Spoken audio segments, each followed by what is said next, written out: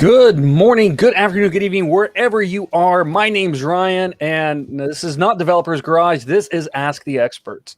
This is the show where myself, and a few of the community experts come in and answer your questions and talk about some of the topics that are happening in today's world with Kentico experience. Today, I'm actually joined by three of our MVPs, the Kentico Experience MVPs. And I'm going to let them introduce themselves. We'll start out with Sean Wright. Hey, everyone. My name's Sean Wright. I work for a digital marketing web development agency in Northeast Ohio named Wired Views. Been working with Kentico for a long time and really enjoying where Kentico experience is today. Awesome. Thank you. Our next MVP is Trevor Fays. Hopefully I say that right, Trevor. I don't normally say your last name. Fays. Actually, it was originally Fayase before we moved to America, apparently. Oh, wow. So my name is Trevor Fays. Senior engineer at Harlan Business Systems. Of course, been Kentico MVP for a couple of years. And I've probably seen some of my modules, and author of the Kentico Baseline, Experience Baseline, which is available for everyone if you're looking for a good place to start for your experience project. Awesome. Thank you. And our next and final MVP is Mike Wills. Hi, everybody. Does that mean there will be no more MVPs if I'm the final? You're anyway, Yep. Yeah, I'm Mike Wills at Blue Modus, and I'm a dev director there. And I'm passionate about Kentico experience, especially making author experiences great and helping organizations discover how well they can use online marketing within Kentico, often the forgotten feature of the suite. That's it. And I'm really curious, on top of the dog kennel back there, am I seeing a pile of dog toys, Sean? Is that what I see? Yep, that's where we keep them when she's not allowed to play with them. So cool. You have the best background. That's awesome. So if you didn't know, so we have a well-rounded panel here this morning. So we have Sean and Trevor, who are, I think of kind of like our really technical MVPs. They dive into the nuts and bolts of how experience works behind the scenes. So if you've got questions on, how something works or how you might want to develop something on the back end, I definitely know these guys are the ones to talk to. Mike is, in my opinion, is at the kind of the other end of the spectrum, and he's more on the marketing side, I would say. But he has developed a few sites in his time, if I'm not mistaken. Yes. But he is focused. His content has been a lot around of using some of the marketing features and developing great content on your site and how to get that out there. So if you've got questions around that area as well, ask away. Ask Mike. Or if you're like, I don't know if this would fit here, ask it anyways. And if we can't answer it or get you an acceptable answer, I will get one for you and we'll post it in this video later at the end. So don't be afraid to ask, thinking it might not. And I'll be 100% honest. There is no stupid question, because one of these things that I'm going to point out today, I just did here in the past few weeks. So actually this past week, where I had a snafu that I spent way too much time working on. And it was actually in our, one of these community contributions we're going to look at here in a second, how to solve it, that I didn't notice until after I solved it. So, all right. So to begin with, I've got a few things I want to, we want to welcome some new people to our team. So I think of our MVPs and the developer relations group as a team all in ourselves. And we're bringing on a couple of new members, and our MVPs know them. They've met them. They really haven't had a chance to ask them any questions here lately, but let's go ahead and introduce you to our kind of Ask the Experts mascots, is what I'm calling them. And it'll be KX1 and KX2. So over here, we've got KX1. It's our bot. So if you're a .NET developer, you've heard of the .NET bot. And we've got our own. I thought, maybe we should get our own little mascot, something to rally behind, get some cool banners and stickers around. And so this is what our crack marketing team actually came up with. A few iterations this went through, but I'm really happy with the end result. And our friend KX1 is actually joined by their friend KX2. So there we go. These are our mascots. Here in the coming months, you'll see a few more materials where you can also, Kentico Experience developers, can also grab these and use them within your content as well. We want them to become part of our community, members of our community. So welcome them. And get excited. We've got a lot of fun stuff coming down the pipeline. We need to get like little like smiley icons that you can put into your chat, emoticons with KX1 and KX2. I like that. I thought of that. I'm gonna note that. I would integrate it into my blog. I know, Sean, you would with yours, because yours always has the little icons and stuff. I think it'd be cool to see those.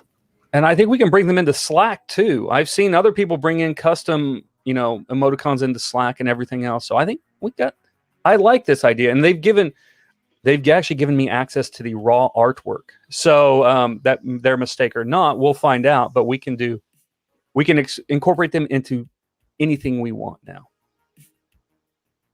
Nice. All right. So let's move on and let's get going on to our first topic of today. And this is our community highlights here. This is kind of a section where we, and here, let me move myself down to the bottom because I'm not the important part of this conversation. That's our 3 MVPs. So I want them up there highlighted because our banner down here is blocking my face. So Mike, you get to be at the top of the list today. We're going to move on to our community highlights. And our first one is, I mentioned this earlier, that sometimes when using Experience Page Builder, that you run into some issues with it. There's some troubleshooting tips that you can go through. And this blog was actually produced by Jeroen Fürst. Hopefully I said that right. And he is another Kentico Experience MVP. And I will tell you, this one, it's actually like the number one error message that you see here. I think it is. No, it's number 3. Number 3 on the list. This preview URL has already expired. So I went and I loaded up my page builder, was actually creating Docker containers, and we'll talk about that here in just a minute. But I had my 2 sites running. I went to use the page builder, which then reaches out to the live site to pull it back. And I got this error message saying, oops, the page wasn't found on the page builder. But I know the site was working. And I was like, what is going on here?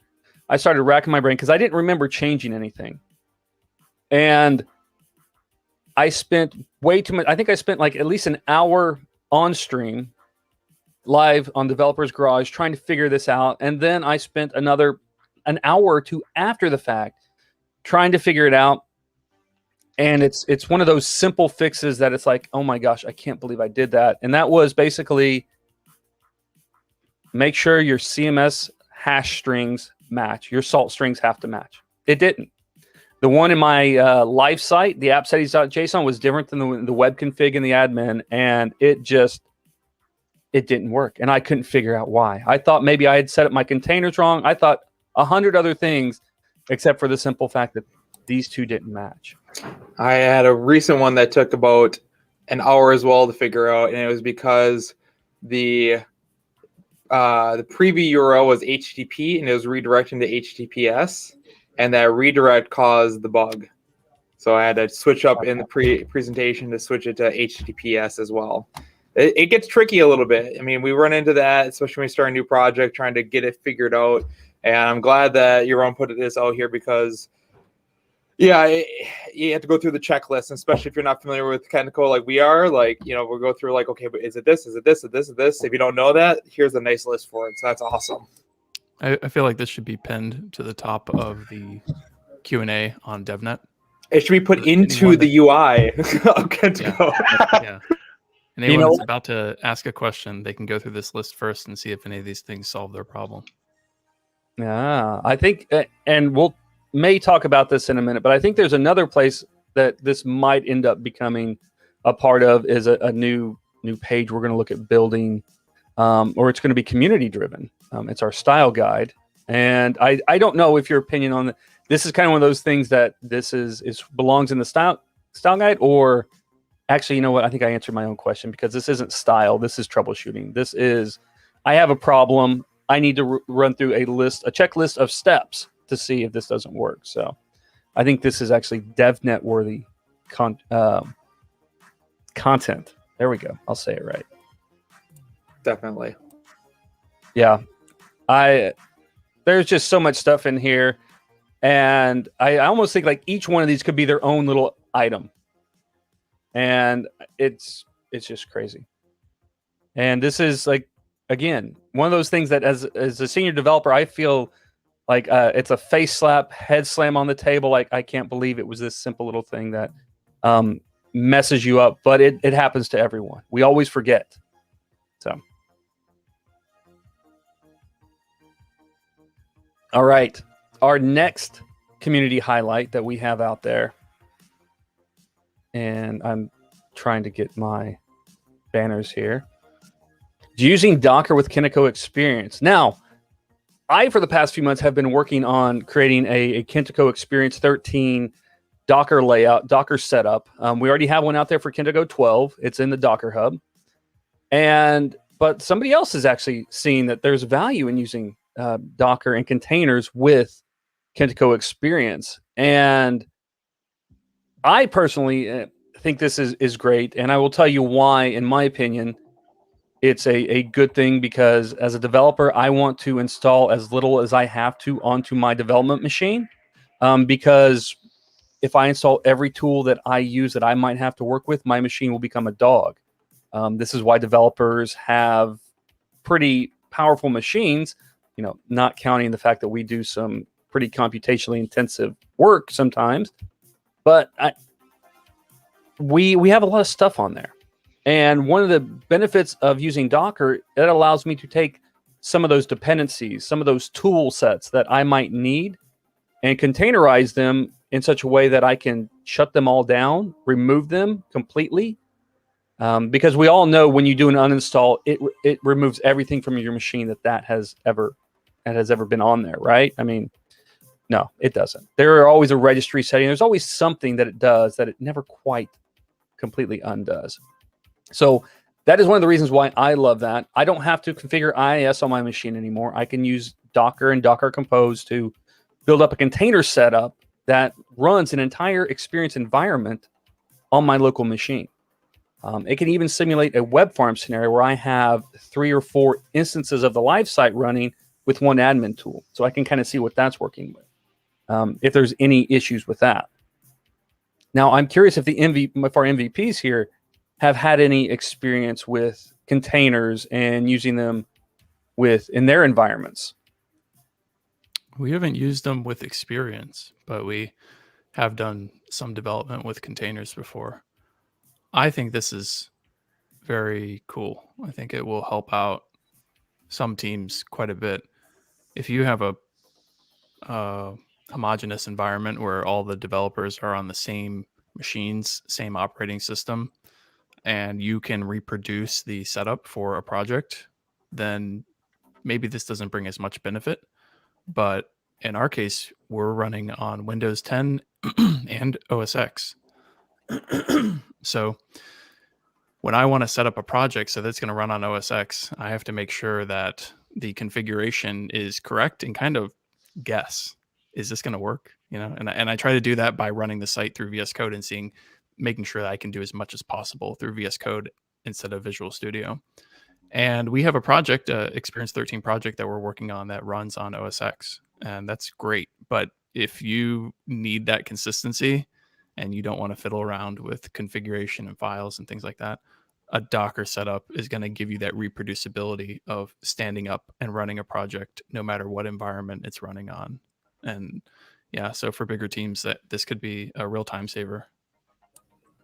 I think there's actually one project that's going on right now that is like a Azure Experience Docker push-up thing that can get you started and get you going.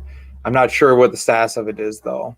Our company hasn't done a lot with Docker yet, but we are starting to invest time in learning and utilizing it more, especially as we want to get closer and closer to using Linux VMs for hosting experience projects. And situations like that. So yeah, it has a lot of benefit. I think the hard part is just getting in the weeds and actually like understanding the configuration files of Docker, how everything works. It's a whole different kind of language almost. I think it uses a YAML like language though in its configuration, or it does use a YAML, but knowing all the properties and stuff, just like with any new technology, I mean, you almost need a project to say, I'm going to take some time, I'm going to try to figure this out, and a day later, you're already starting to get comfortable with it. It is. From my experience, it's one of those things. Once you get in and start using it, it becomes a little bit better. Each day, it's like riding a bike. You know, you get going, you get better at it. It's one of those things, though, that if you stop, it doesn't completely leave you. You can pick it back up, and it may take a little bit to get going again, but it's pretty self-explanatory. And one of the other things I've heard is Docker, because it uses those YAML files, it allows you to effectively document your environment. So you're telling it exactly what you're using and what URLs you're opening, or what port you're opening, any volumes you're mounting, your build steps. It's documenting your entire build process, to pulling in the code from maybe GitHub, or running this publish step, publishing it to this place, and then pulling that and creating a new image based off of that. So there are a lot of, I think, ancillary benefits that you will see once you actually start using it beyond the development experience. One interesting benefit a customer, I'm not exploring it, but a customer of mine is using it to dynamically spin up in hosted dev environments for their team. So they might be, have a integrated dev environment that's hosting something off their main dev branch or something like that, but they need to have their QA team look at a specific feature branch. They just run the deployment, and it automatically spins up a container with that build on it, and they can test it out. The challenge they have, though, is trying to represent the build's version of the Kentico database to have all the correct Kentico objects on at the same time, which they can do with Kentico's continuous integration feature. But we also use the dev environment as the place we deploy using staging Kentico object updates upwards. You still have to have like the environment that represents the build that you want to deploy to the upper environment. So that can be challenging, but the use case is fascinating, and I could see it being a great benefit for allowing them to manage builds and which version is being tested, so that the QA team can focus on a stable build, but then switch over and test a hot fix and come back to that stable build, their regression testing or something like that. So that's another cool benefit. Yeah, you mentioned testing, and that's one of the things that I always thought would be a great benefit of Docker, because it allows you to quickly recreate an environment. So rather than having to do a whole bunch of undo scripts to set your database back to baseline, you could actually just destroy that container, bring up a new one, and it's back to base, and then you can restart your test. So it's easy to reproduce the tests in a stable environment. At least that has been my pie in the sky thought of it. I've never actually used it in a production environment like that. I know there are many teams that do. Anything that actually Google does is actually in a container. So YouTube, Gmail, all their products are actually run within containers and have an orchestration system behind them, spinning up and spinning down, doing updates, all those kind of things is happening behind the scenes, and they have a pretty high uptime. Yeah, it's pretty good. All right. Now let's move on to our next one. Chat room, by the way, remember, this is an Ask Me Anything, Anytime kind of stream. So if there is something on the tips of your lips that you're like, I don't know this answer, I want to ask, just do it. Throw it in that chat room.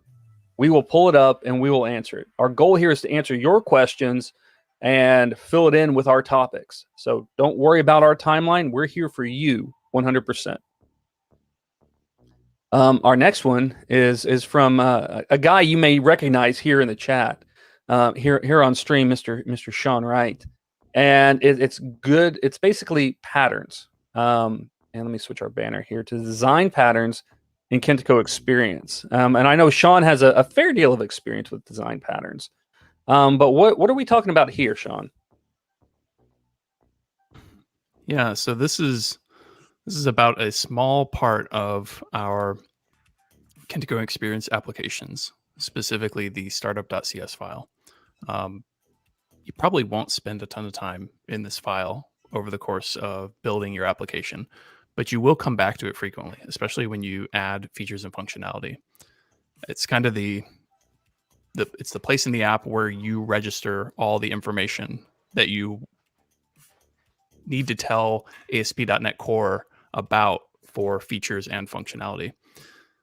And this post is about figuring out a way to grow and scale that that file in a way that it doesn't spin out of control over time. When you start out with a blank project, that file is going to be pretty bare bones because there's not much going on in your project at that point. But as you grow a normal application, you're going to start adding more and more to this file. And if you're not careful, it can become either inconsistent in the way that functionality is added. It can grow so large that you regularly have merge conflicts in source control. It can also be hard to understand and read.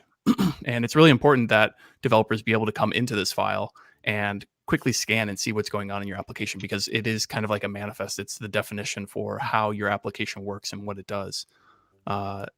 If you are familiar with Kentico previous versions on .NET Full Framework, you'll probably have used the global.asax.cs file and also the web config. And especially the web config, that was another file that could grow very large because that was where all this registration and definition of functionality was done. And developers were often intimidated by that web config file, especially with a mature project, because it got so big. Now, there wasn't a ton that we could do to make that more manageable. There were things you could break configuration out into sections in the web config, but it was a lot hard to do. Since ASP.NET Core wants you to do your configuration in code, it's easier to move around the definition of how the application works, registering services with dependency injection, registering configuration with dependency injection, defining the middleware pipeline steps. All this can be laid out in a way that makes it most readable and maintainable for us over the long term. And will echo that during the baseline project, like that startup got pretty lengthy as soon as you start adding things like your account management, logging out, adding in all of your different interfaces and implementations, doing feature folder implementation, things like that. So even in my baseline site, we split out the different chunks into just static functions that would at least organize that into different pieces. So that way,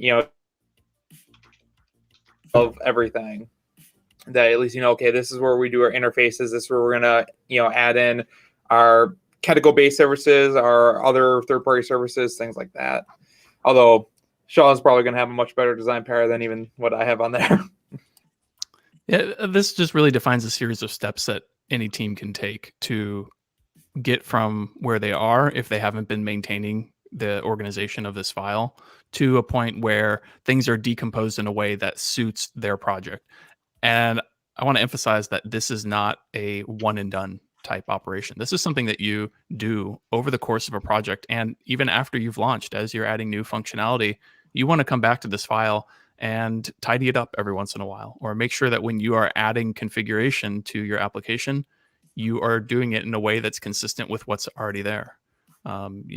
So there's, in this post, there's a series of steps, and you can take it as your project as far as you want with these steps, and do whatever makes sense for your code base. And I think that's like the key there is, I'll be the first to say that, I try to do this sometimes in the beginning, and then we all get lazy. We all get, lazy, and everything. We just start, okay, just throw it in there. It's just one small change. And as we all know, 100 small changes is one large mess in the end. That's saying it nicely. And we never have time to go back, or we never make the time. I'll be honest. We always have the time. It's never a top priority on anybody's list. So doing it in the beginning and be diligent about it, I think, is one of the key things, and that's one of definitely my failings, is I'm not diligent enough in doing this. I want to get the feature in, get it out, and be done with it and move on. But adopting these patterns and making sure as a team we are consistent in these patterns and holding each other accountable is going to serve us much better in the long run, and it'll keep it clean, easier to read. That's one thing. Is this pattern makes it easier to read what's going on, and it reads like a book. And so instead of me having to read a line, think about what is that doing, I can read it and understand it as everything's going along. So.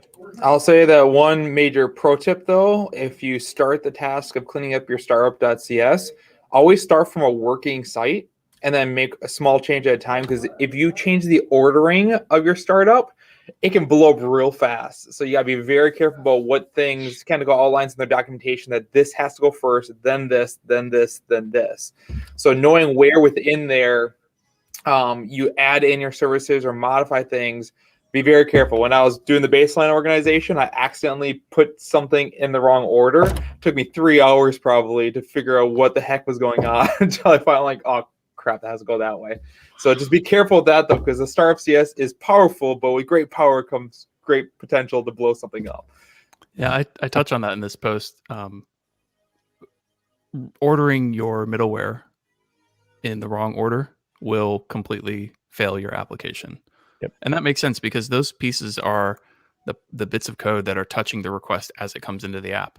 And if the wrong things get access to that request at the wrong time, maybe you are requiring that there's authentication for static files, but your static files should be served without authentication, like your JavaScript and CSS files. So yeah, it really depends on how your application is supposed to function when it comes to that middleware ordering.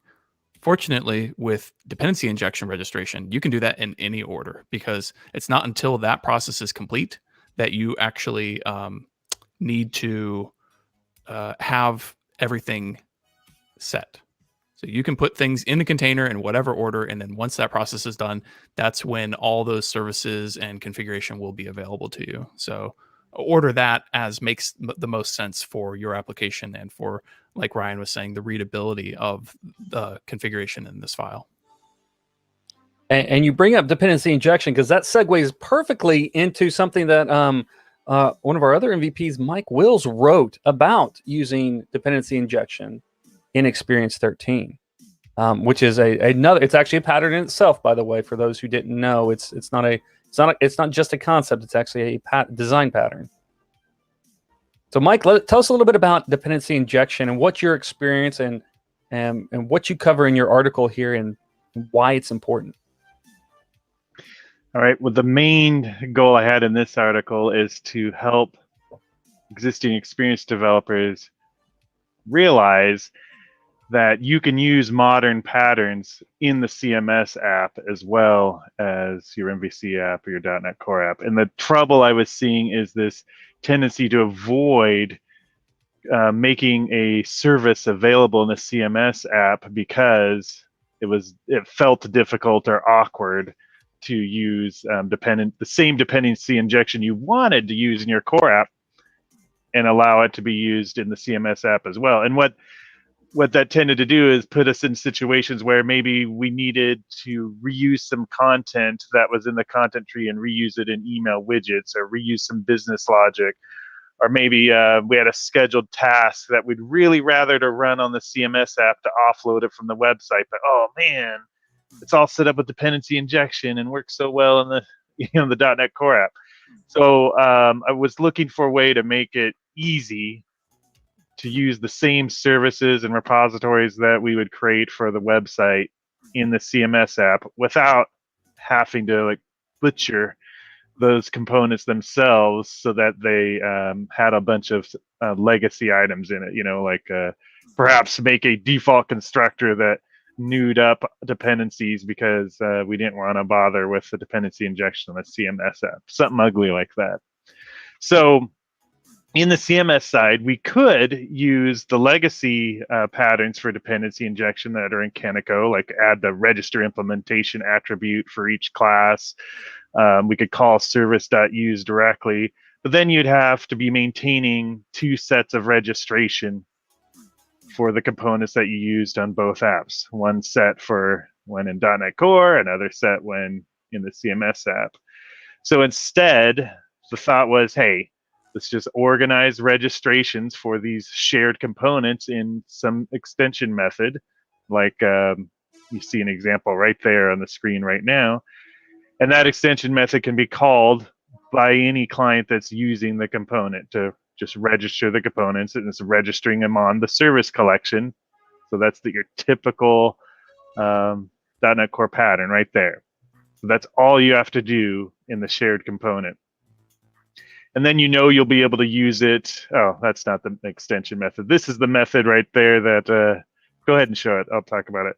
This is a method you could just add to your CMS app that allows you to take the service collection that you would add all your registrations to, and then tell the CMS app, add these to Kentico's service registration in the CMS app. So just by adding this piece of code in the CMS app, you're able to use the common dependency injection pattern that everyone's using in .NET Core. That allows you to encapsulate your registrations and extension methods within your reusable components, and then use them both in the .NET Core app and in the CMS app. And to me, that just removes the obstacles of building reusable components that can be used by your scheduled tasks, your modules, your macro methods to help with email marketing and so on, but also use the same ones in .NET Core. A good thing to note here is what you would do on the CMS app is create a module that you call this method in to register the components. You'd create a module and call this in the pre-init method. That'd be the best place to do your registrations. So this article goes through how to do it, and then there's a link to a GitHub library that just provides a little sample of it that you can see it all put together. Nice. So yeah, that is, you mentioned earlier trying to maintain two different ways to do things. And in my mind, when you said that, I was like, that's a recipe for disaster. The moment we have to do things 2 different ways, we're going to forget one way and not do it, or we're going to deviate so far that it doesn't really work anymore. So keeping the consistency across both applications, knowing that one is actually using web forms in .NET Framework 4.8 and the other is using .NET Core, which are two, in the end, are 2 different frameworks, is important. And being able to reuse the same code across both is it's our dream. It's what we want to do. We only want to write it once, and we want it to run everywhere. That's the cross-platform mantra. And of course, keep that screen frozen right there. There's something worth pointing out. A lot of the built-in CMS components require a default constructor, right? So scheduled task does.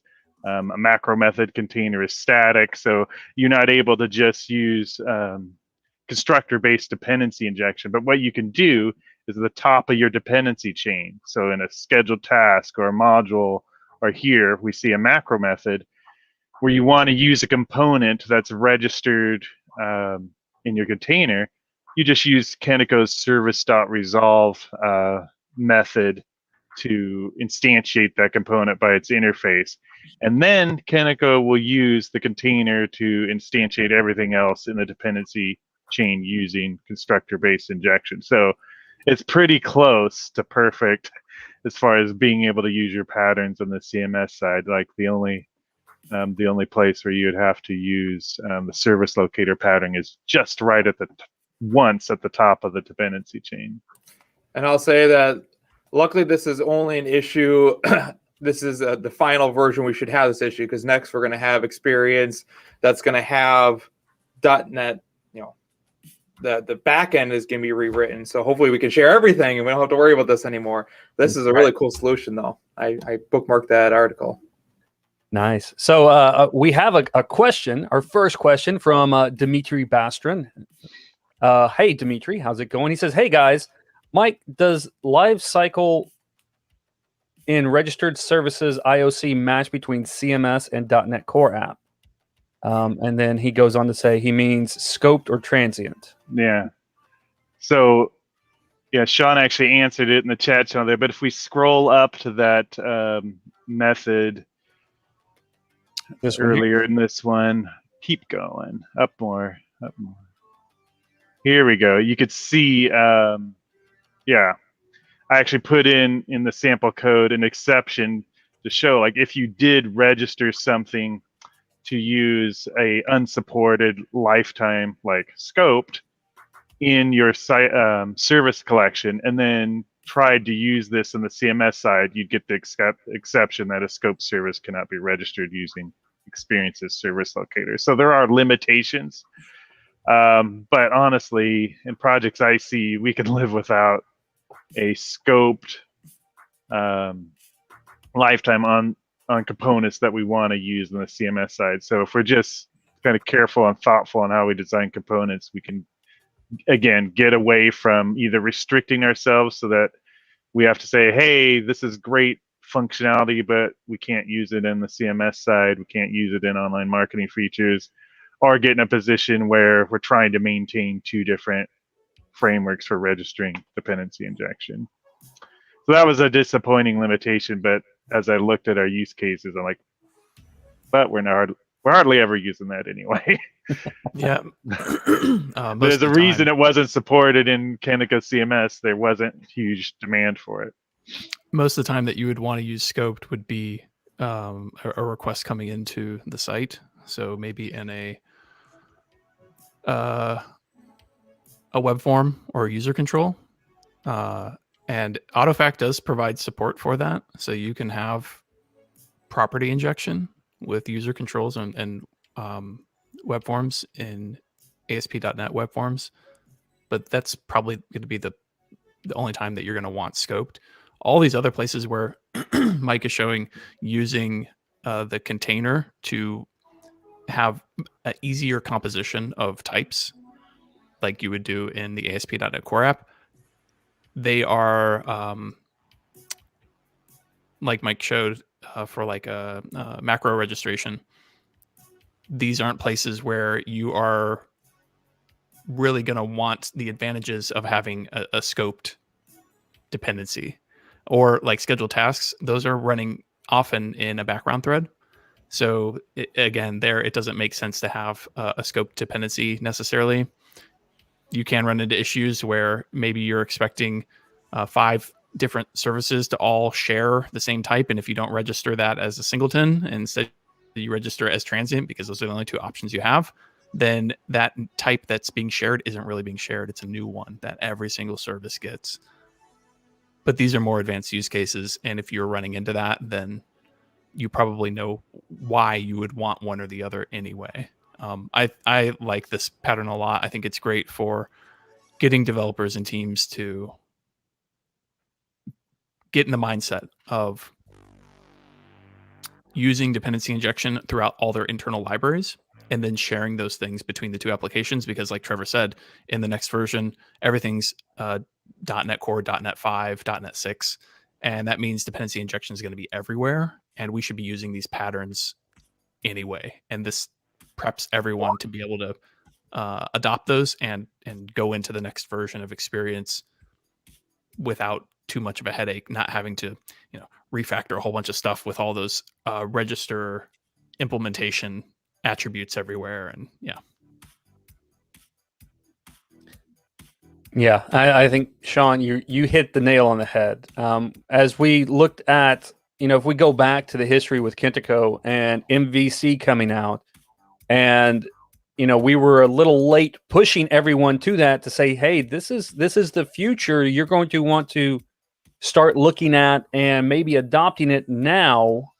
And then all of a sudden, in 13, we said, hey, by the way, you have no other option anymore. In 13, you are going to go with MVC or you're going to stay on 12 if you still want Portal Engine. So we're pushing that this year. Some things good to start doing now. So if you're currently working and building CMS modules and widgets and stuff like that, look at the look at these patterns, because yes, you can use them in they're proficient or not proficient. You see them a lot within .NET Core and stuff. They also exist in some form or another within the old .NET framework. So Dimitri's got another question for us. What are your recommendations on Singleton versus transient registration of services? You've read tons of different opinions on it. Interesting to hear your view. Yeah, this is tricky. It's a case-by-case decision that needs to be made. A lot is going to depend on what it is that you are registering with the dependency injection container. So if it's your own internal code, then you probably know, can that instance of that service exist for the lifetime of the application? Is whatever it's using something that needs to be disposed? Does it have access to something that by keeping access to that thing, it could cause problems in your application? If so, you're probably going to want to use transient. If not, then you could use Singleton. Things get a little trickier when you're using a third-party library. So if you're, I don't know, using something that makes a web service calls, you're using an SDK maybe for Stripe or something like that, and they have a specific requirement for how you register their services in your dependency injection container. Maybe they want you to use scoped. Well, then you're in a tricky spot. You probably are going to want to go with transient, but in that case, you need to know the limitations.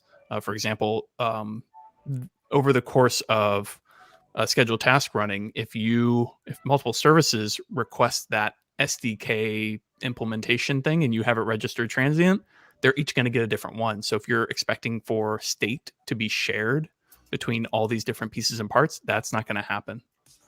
However, if you register it as a singleton, then that thing's going to exist for the lifetime of the application, and there's going to be one of them. And if it has access to some sort of resource that needs to be released after it's done being used, you're not going to have that option. So yeah, those are the more advanced use cases where you're going to have to make a decision about it. And hopefully those aren't situations that you're running into all the time. But if you are, jump into DevNet and ask a question in the Q&A, and any of us in the community would be happy to help you out. An example that comes to mind is if you make a component for managing an API call, web requests, it depends on how you're managing the web client lifetime, and if you're doing anything to prevent leaking web sockets and so on. You might need to make it a singleton because it's supposed to be able to manage creating and releasing web clients, and I forgot the name of the underlying component of the web client that is actually tied to the web socket. But you might need that to be a singleton because of that, or you might have designed it well so that you're kind of managing them in the background, and your component itself is able to be transient. So it really depends on the component and how it's designed to be used, whether or not it's transient or a singleton. Hopefully that helps. That's awesome. Yeah, definitely keep those questions coming. I'm loving this. This is what we're here to do. These are the conversations that you all are wanting to have. You're wanting to ask these things. Don't be afraid to ask them. And if you're watching this after the fact, live, or not live, but on demand, throw those questions in the YouTube comments, or better yet, like Sean said, hop over to DevNet, ask a question, or jump into the community Slack and ask it there. Either way, we've got a amazing set of community members who have varying experiences in all these different areas where you're looking to grow. So don't be afraid. Don't feel like there are any stupid questions. There's not stupid answers. I promise you there's somebody else out there who wants to ask it just like you do, but are afraid. So don't be afraid. And if there is ever any time that you feel that way, you can reach out to myself or any of our other MVPs. They're more than happy to help make sure that you feel comfortable in this environment. We want to be a supportive group. I say we are a supportive group, and we are committed to maintaining that. So, all right. Let's go on to our next topic. And it's another one by Mike here, and it's improving. I said content awareness is content authoring. I can fix that. Little live production changes here. That's how we roll. So, improving content authoring. And Mike, tell us a little bit about this. Yeah, this one kind of touches on an experience I had when implementing a headless CMS platform. It was actually on Experience, but we made it headless anyway because the customer had pre-existing, very robust e-commerce applications. They're like literally running millions of revenue a day on these platforms, and they didn't want to port them over to using Kentico Experience's framework. You know, it would have been a replatforming instead of an integration. So they also had a nice microservices architecture, so it was made sense to add a content service to their suite of microservices. But you're saying the digital experience platform that has everything you could ever want in it, we could actually be headless as well? That's right. You don't need that. Yeah, we even made the online marketing features available headless, which is pretty cool. So you can imagine having a web API for logging activities, and then another API for getting the current user's persona. So the front end has to provide a contact grid, but you can then get the persona and then pass it in as a parameter to the content service. So we didn't actually implement that yet in the content service, but you could totally do it with Experience to even make those online marketing features available headless. The email marketing features is working now, so you have all the email tracking on the head, on the custom head, and it's working and calling APIs in order to do that as well. But in that experience, you know, they wanted a headless CMS, and one of the big reasons was content reuse. And I think I went a direction a lot of developers and architects would go, and that's trying to be all in for a optimization of a particular aspect, you know. How to put it? When we maybe think back when introduced to a pattern, you wanted to apply that perfectly and even dogmatically in every case. Or maybe if you go way back to database design, you know, just perfect normalization of the schema in every case, never sub-optimize it. Well, I discovered that it's really easy to take some good principles and go too far in content modeling. And it was really tapping in the tendency of developers and architects to favor making the code elegant and beautiful, even if it meant sub-optimizing the author experience. And that's kind of the problem I discovered. So to maybe get into the story a little bit more clearly, we wanted to make all the content reusable. The idea of making content dry, just like we want to make our code dry, was kind of at the heart of what we were trying to do. So we had it so all content was organized in the central libraries within the tree. And you can actually, let's see. Yeah, I think this is a good illustration of it. Imagine making a page, and when you're composing the page, the authors are actually having to navigate the content tree pretty deeply in a central place to find all the pieces they want to add to that page. It seemed to make tons of sense. I mean, it was beautiful, in my opinion, from an architecture perspective. But then I prepared to do some training for them early on. Thank goodness it was early on. And I kind of horrified myself when I went through the process of composing a whole page. Oh, the author experience, you know, click, click, click, click, click everywhere. So when I actually composed that page, I actually looked at it and like, you know, I don't think a lot of this content would ever be reused. It's so clearly a single purpose content. they need a way to organize their content with the page when it's not going to be reused, and then still allow organizing content centrally if the content is actually going to be shared among multiple pieces. There was a few other improvements that came out of that, but this one here was a biggie. So we just used Experiences feature to allow page types by parent page type. So for example, if I had a landing page type, I would also make a landing page content folder type that is allowed to be under that landing page. So if we scroll down a little bit to this, there's a good example. So you make a page, and I wanted the authors to automatically have an assets folder for that page, and then they could add the pieces of content that are single use for that page right under it. So we used, again, allowed types with content types to control what folder would be under there, and in that folder we could control what types of content the author could add there. We only wanted them to add content that could belong to that page. And we also didn't want to allow them to add content that really was reusable. Like we didn't don't add a location description or a description of a person in that folder. Those are obviously reusable pieces of content. And those would be driven back down into the global libraries.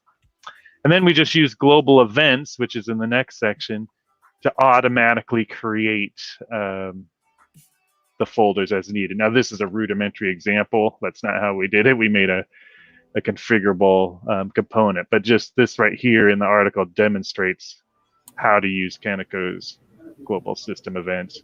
And that's on the marketplace. Yeah, there's a link to the more robust version that's configurable. You can configure it either in the web config, or if you don't want to make that web config unwieldy like Sean was talking about, you could just provide your own factory component to return the configurations you want.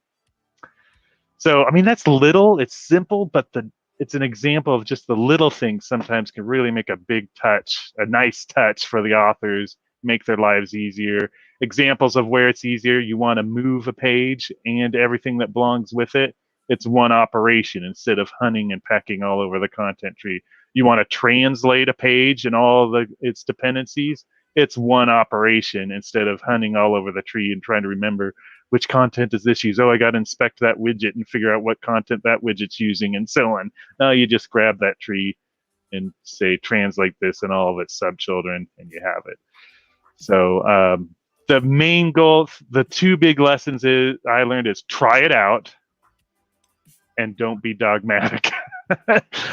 Those are the two big lessons I learned in that experience. And try it out is definitely the most important lesson. Yeah. Go ahead.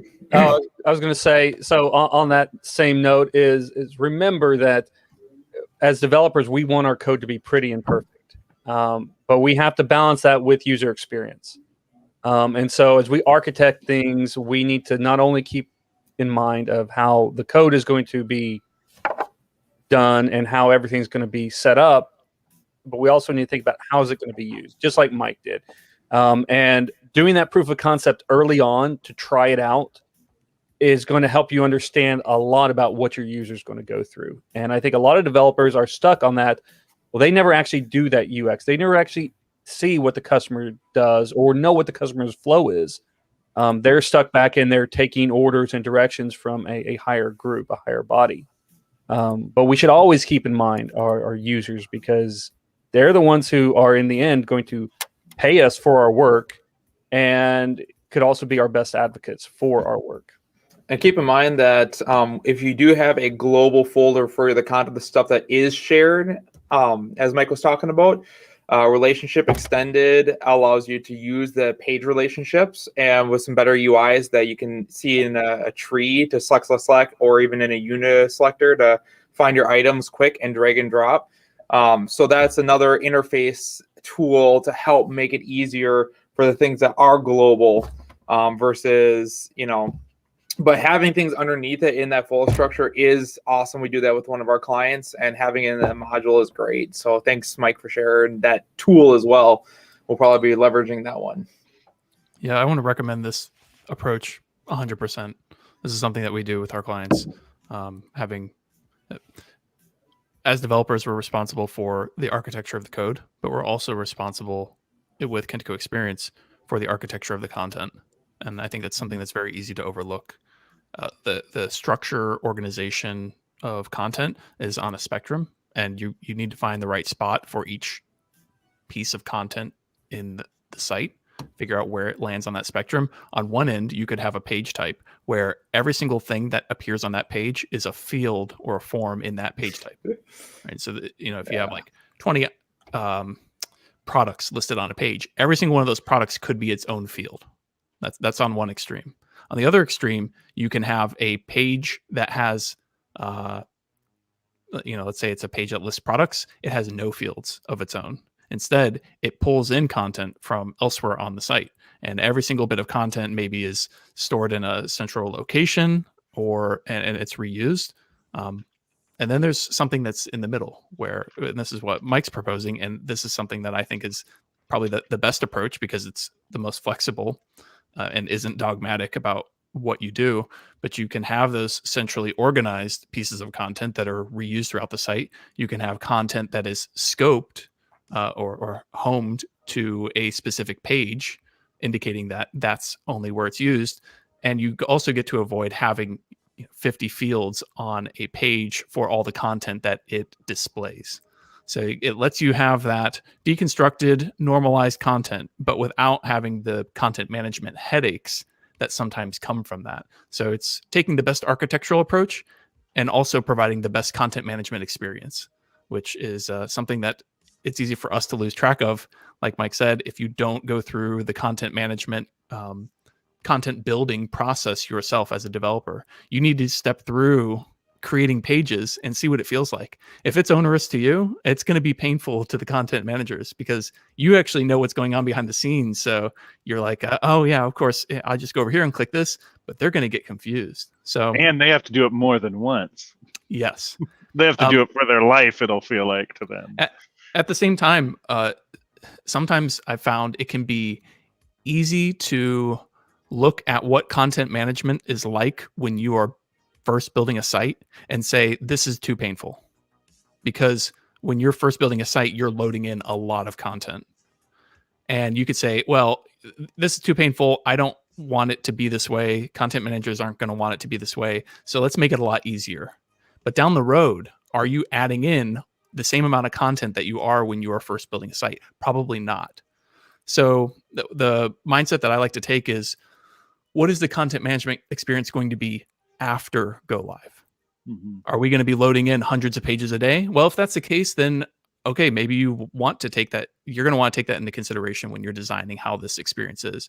But if you're doing like one page a day, or you're updating only a few pages a day and finding that distributed reusable content in the content tree, it's only maybe 5 or 6 clicks for a content manager, then maybe having the benefits of reusable and normalized content is the best approach, even though during the initial development phase, there's a lot of clicking to do because you really only do that initial big content load once.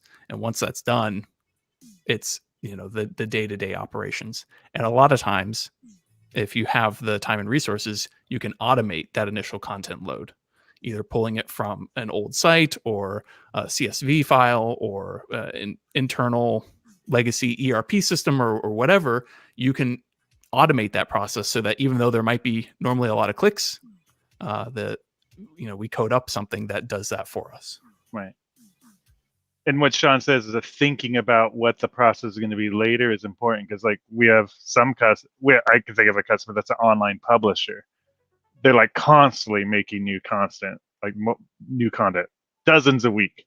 And so you'd probably make a different choice than a site that was mainly some marketing material that had, a little bit of new content at a infrequent pace, but a lot of, existing content to maintain. All right, we have a comment here from Brendan. He says, "Great information, Mike. Great comment, Sean. We always evaluate at how we are developing based on what content editor and author has to do on a daily basis. Time is money. Wasted time is wasted money." I think that last part says it all. And also, wasted clicks is wasted money is what I'm hearing. And also, the more pain it is, I mean, we get clients all the time that come to us saying the thing that was developed is too painful to use and we need it reworked. So don't try to think ahead so that way you're not the one that created the painful thing for the customer, so they end up going somewhere else. So it's good for customer retention to make a process that works for them. Yeah. It's good for retaining Kentico's customer too, because if you make a bad authoring experience, people will just hate Kentico and blame Kentico. Excuse me, Kentico experience. So blame Kentico in the product Kentico experience for the bad authoring experience. And I'll tell you, that's what happens 95% of the time, I think, with other products, is if there's a bad experience due to a bad implementation or something, it's not usually the integrators that get the shame or the blame. It's the product that's being integrated. Oh, this is just a terrible experience. This is just terrible. Why would anybody ever want to use this product? And in the end, it's just more about how it's integrated. And I think that goes back to some of the design patterns we're talking about. That also is going to be part of this style guide that I mentioned earlier, is going to help us start a little bit of those do's and don'ts when you're developing a site with Kentico experience, and the lessons learned from the community. Again, and this is going to be a community-based, community-driven thing. And us here at Kentico Experience and in Kentico, we're going to help support that, because while we are developing it, we are not daily users of our product. We are software engineers and developers, and our MVPs in our community are the ones out there daily trying to solve problems and come up with ways to create great experiences. But on that note, I have forgotten one pattern. So we're gonna jump back to patterns real quick. Our friend Trevor here, actually, let me try to bring this up here. Just go to DevNet. I will say, if anyone tries to get to my blog site, it's still hosted on like a $5 a month crappy thing, and I still need to upgrade it. So, this is better. So here, Google always takes me to that old DevTrev site. I know. I'm sorry. I just one of my most visited sites. You need to give it some power. It's on my very lengthy to-do list. The cobbler has no shoes. Nope. All right. So we're talking about feature folders in Experience 13. So Trevor, tell us a little bit about what feature folders are, what they're used for, and why do we want to do that in Experience? Sure. So as developers, we talked a lot about the customer's experience in working in Kentico Experience. Now let's switch over to the developer's experience. And this is not necessarily a Kentico Experience specific problem, but just in general with MVC, you kind of are stuck into this mindset of, okay, you have controller folder where your controllers go, you have your models folder with all your models, and then you have reviews with all your reviews. And you want to touch any particular thing, you end up going into 3 different trees. Now, if you have a small project, that's not necessarily a big issue. Microsoft provides some shortcuts that you can kind of navigate around if you know where to go. But once you get to a bigger project, it gets a pain in the rear end to go through each individual spot and try to find this. And as soon you have all these tabs open, and then your solution tree is expanded out to this. And so feature folders is a way to put everything back in a singular spot, to group things by what they are and get them going. So by default, classes are classes. So your controllers and your models really can exist anywhere within the MVC solution. So you can have them in, a controllers and models folder. You can put them together if you want, whatever. But the big part comes down to the views. So by default in MVC.NET, like 4.8 and below, so not core, you had this the view structure that it takes like the view and then the controller name and then the action by default, or index or whatever, and it has these default places that it looks for its views when you just say render view. And it was kind of not customizable, especially within Kentico 12, Experience 12. It wasn't very easy to work with. So come now we're in Experience 13, especially in .NET Core, we have a little bit more flexibility in what we want to do.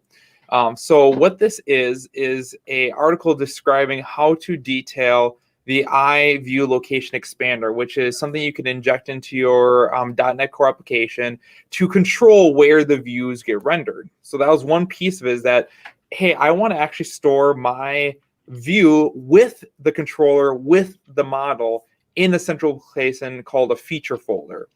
Mind if I share my screen for a moment just to kind of show a before and after? Yeah, no, go for it. Here, All right. you bring it in, put it up. So I'll share screen. So this is my personal project right here. It's a private repository, so you're not gonna be able to find this online. And basically, I had already started back in 12 doing kind of a feature folder, but I could only do with the classes. So I stored all my stuff in my MVC in feature folders. And then in those feature folders, you'd have the models and the controllers. A good one is like right here where we have the controller, the view model, the generic model, things like that. But I couldn't put the views in here. Plus, when you're working with Kentico, things like default widgets, page templates, those have customized locations that you have to put your things in order to automatically go there. So when I moved this to 13 during my upgrade process, I was able to use this to implement feature folders. So here is my branch that is my reworking. And you're going to notice that I've organized everything instead of controllers and models and views. I have components and features. So features are going to control things like my administrator login stuff. So here's my account folder that has my account controller. Here's a good example where you have your forgot password view. Where's the view model? Let's see here now. So here, register, here's the view model. And here's a supporting class. So everything's grouped together. And then we have the account control on the top. Even more so when you get into my own stuff, like I have my topics and here's my study note. Here is my controller, my model, my view model, and my create and modify views for it. Everything's in one spot. So that way when I'm working on stuff, I just simply go to that folder and I have everything right there and working with. And then the other piece of this is, like I said, back to those components. You have things like widgets, sections, page templates. So by default, you had to put your views in these special locations. With feature folder implementation, now I have actually, and I went a step further. Under my components, I have my basic components that are part of my project, but I also have a widgets, a sections, a navigation, inline editors, and form components sub level to my components. So here's all my widgets. Here's all my items here that I have. Here's all my sections, which I don't have any because I just used Bootstrap thus far. Have navigation components, so my breadcrumbs, my main navigation. It just organizes things so much more cleanly. So I have, the component itself, the default, any classes, I have shared folders. And so this is a way to actually organize your code so it's much cleaner to use. Plus, another positive thing to this is that if I wanted to share some component with like another project, as long as they both have that feature folder implementation and that logic there, I can just copy this entire folder and give it to my buddy. Or, if someone's working on some area, it's all in one spot, so you're not searching across all these different things. So the article itself outlines how this happens, and you had to do a little bit of magic to get it to work. So basically within .NET Core, you pass it an array of places to look for your views, for the default. And you have things with like your bracket 0, bracket 1. This is going to be like the controller or the component name. This is going to be like the view name. And basically, as you're building out your defaults, it will look for those locations. But the hard part is that with components, the default view is actually /component name /default. That is the complete piece that's not broken down. So there's no way to really say, I want you to look in component /_widgets /component name, because you have to split it in there and you have no control over that. So I did a little bit of magic where, along with the list of the patterns to pass to .NET Core, I also am adding a list of precompiled views. So I get the component name, the pieces out, and then basically I use a custom I set a custom view path and the custom component path within it. And it ends up basically returning, the list with, bracket 0, bracket 1 that does the string format on, and also a list of ones that are actually hard coded / components / underscore widget / my name / default. And it works because it just looks based on those mappings. So this whole system allowed us just to very quickly and easily now completely control where we put our stuff. It really doesn't have much of an impact on performance at all. And then you can implement what you want. And it's still backwards compatible because you have the defaults in there. So even if someone has some tool that's relying on the defaults, it's still pieced in there. So we're working on getting this into the baseline as well. But this little system here is, yeah, I'm loving working on my project now because I'm not having to hunt and peck everything to find it. It's all in one spot. And it kind of follows the pattern of like pages where you have the page, the code behind, and the controller for the code within one item. So it's kind of that same pattern. Yep, you mentioned that, and there was this comment in here. It says from Brendan. It says, "I like to have a bit more folder structure. Can I have another level of folders to separate those specific features, like /features /admin / Perfect. Yep. So I'll show you my projects. Where is it? Under library, other, and here is my expander. So here is my default expansion view. So I have the default views. Here's the default features, but also I have an administrator, page templates, page types, and a shared. So it also looks in these locations. And then, of course, for my features, I decided to separate out into a sub area as well. For, these are different modules on my site. The core of it, the topics module, as I add more, I'll just add them onto that list. And here's my components, where you have my form components, inline editor, navigation section, widgets, etc., etc. So this is where you can add in extra levels to it. And like I said, the main thing is up above. This will take the context. I have some regexes that break apart both Kentico's stuff and just the basic view components. So you actually have a dictionary of here's the component name, here's the view name versus just a component / view name / default that it returns by normal. And then basically I take this whole list here and I render it with my custom view path and custom controller instead of what it gives, which is the view name and the controller name. So this allows you to add in your own what the controller should be and what the view path is, and then use that in building it out. So yes, you can do that. You really can have you can do whatever you want in here. You can add anything within here and basically just use the context of values. That's something that you control, that every request comes in, you can fill that whatever you want. And then down here, the tricky part, like I said, is not just return these bracket 0, bracket 1, which it will put the default view and controller name or component name, but also you do your own. This is my list where I turn the paths, I select, and I do my own formatting based on my own stuff. So you could hard code your own views in there as well if you wanted to, and just make sure you have the context that you know what it is. But this is a nice little way that you can figure out for your widgets, your page types, for Kentico, your components. It breaks it apart for you into regex groups. If you're a Kentico experience developer, do this.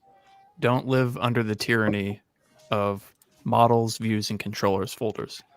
Those were only set up in the file new project MVC application template because Microsoft wanted to show off what MVC was to a bunch of web forms developers back in 2009. And today we're still having to deal with the ramifications of that decision of this is what you get when you start a new project. I mean, no developer keeps class 1 in their project when they create a new class library, right? That's just showing you how this thing works. And same with MVC. When you get those models, views, controllers folders, it's just showing you how it works. But you don't need to follow that pattern. And I think all of us MVPs are going to actively recommend that you don't, because like Trevor was saying, it's a much worse developer experience having to chase down all those files. And any experienced architect, doesn't matter what language, they'll tell you that things that change together should be grouped together. They should be co-located. And if you change a model or a controller, you're probably changing those things together, and then you're probably changing the view. Put all those things together. And actually, I'm going to recommend something in addition to that here, and that's to put your view model class in with your controller. Put all that stuff as close together as possible, and only start to break it out if things get too complex or they're reused. But your default should be just throw everything together, because it's all going to change together, and it's going to be easier to find and easier to manage that way. And I'll say that with especially components with this system, your naming, if you keep your naming schema, something concise, if you have the view name and then the view name view model, everything of course organized. So even if you have like 5 different views in the same feature folder, the view models, as long as they're named the thing view model, is right next to each other. So it's very easy to kind of say, here's its item right next to each other. And I want to add, this is not just a problem of MVC. We encountered this. I've encountered this with every Angular JS site that I've ever worked with. If you think back when Angular came out, this was something that they continually suffered from. Was everybody grouped the common types that they were. So like Sean said, view models, controllers, they were all grouped by that and not by the features. This is where we start breaking things into domains, and I'm going to throw out domain-driven development, DDD. You've heard it. If not, welcome. This is the idea behind it. Like things, like Sean said, that change together should be grouped together, and they have those boundaries. So it's much easier to work with when you do that. Mm-hmm. I think this is a perfect thing to put in the style guide. Yep. I'll have to add it in there. Yep. That is perfect. Okay, we are at 24 minutes past the hour. This is only supposed to be an hour show, but you know what? I enjoy these conversations and I enjoy these talks, and I will continue on as much as possible. We've got one little thing to talk about, and it is kind of a wrap up. Trevor asked to say this because he wants a little bit of community help with this. He wants to hear your opinions and everything, and he's working on the Kentico experience baseline that his company uses when they start a brand new experience project. They have open sourced it. It's out on GitHub. Trevor, you can throw that in the chat, a link to that, so everybody can go check it out and look at it. But they're trying to create a starting point for everyone to get you going quicker. And they're looking at potentially adding an e-commerce. So e-commerce is becoming a big thing. Everybody's trying to sell something, especially nowadays with this whole digital transformation. And COVID shutting down all the brick and mortars. We have to sell things online. So you may be running into a few more e-commerce sites. And so, Trevor, I'll let you take it from here. Sure. So yeah, with the baseline, baseline site, of course, is a way to have everything's configured for Kentico, no styling, no extra flair, just the base components and some things that are commonly used. And so we have in there the account management, we have navigations, breadcrumbs, menus, the basic piece of things. E-commerce is something that's been lacking for a while, though. We didn't have it in our 12 baseline because we didn't have a good project to do it on. And now we're in 13, and we're finally getting to a point where, like, okay, we have a 13 e-commerce project that we want to actually get this going. So what we are trying to do with the baseline and with the e-commerce is to make as flexible as possible e-commerce implementation, things that probably use APIs and client-side calls or some sort of formatting or tag helpers or something, just to help put things together that way other people that use the baseline and maybe make this a module can then leverage this, have a basic checkout that is as single page as possible, put in some sort of system to be able to integrate in your payment gateways and do that. So we need feedback though. So we have some ideas already about what we're going to do, but we want to know what are some things that you are looking for in a baseline e-commerce the core pieces of functionality, and also the customization points that you often come into. So that way, if you implement this, you'll be able to hook into the different pieces and make your own relatively easily without having to do a whole bunch of extra modification. Kind of like how it was in the Portal engine, where you had your base e-commerce. They had, the add to cart, transformation. They had the page wizard and everything. And basically, you just had to start customizing your pieces, and you didn't have to do a lot of stuff other than that. So that's what we're trying to get back to. So yeah, if you guys can either hit us up on the community Slack, send me a message, send me an email. But really, we're trying to get as much input as possible so we can build this out and have it be a great value to the community. So, Trevor, I might throw in another suggestion. So, inside your GitHub, you should be able to enable discussions, I think. Ooh, that's a good one. And you can have a discussion about that right within the GitHub itself. So, I think that would be another great way to get that feedback, because I know not everybody may jump into the Slack or everything, but with that link, and I posted that in the YouTube chat, so you can go there, check it out. Trevor's going to turn on discussions, and you're going to start a discussion about, what do you want to see in an e-commerce site and an e-commerce baseline.